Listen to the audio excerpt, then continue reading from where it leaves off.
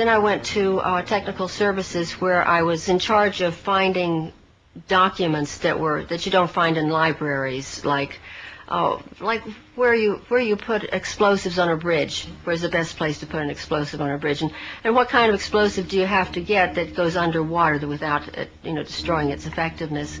Also, I had to find, one time they wanted me to find out if there was such a thing as a poison that was undetectable, especially one that seemed to mimic a heart attack, that would kill someone, but it would appear that they had a heart attack. I did find such a thing.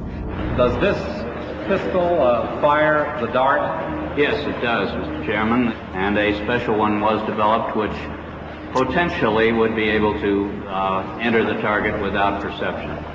The poison was frozen into some sort of dart, and then it was shot at very high speed into the person, so when it reached the person, it would melt inside them, and the only thing would be like one little tiny red dot on their body, which was hard to detect. There wouldn't be a needle left or anything like that in the person.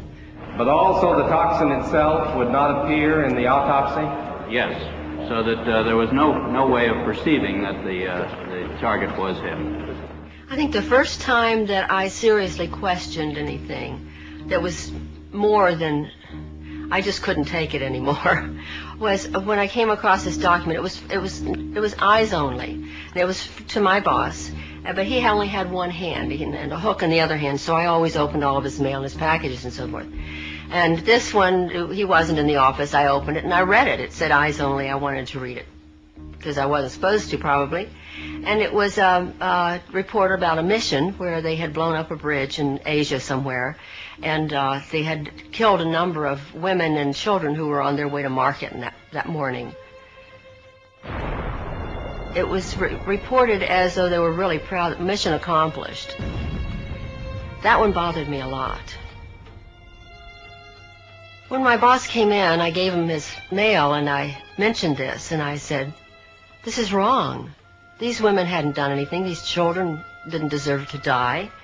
Why did we do that?" And he said, that's the fortunes of war. And I said, "But we're not at war. We're certainly not at war in that country. Why did we do that? I don't understand it." And he said, "Well, you're very young. When you get older, you'll understand those things."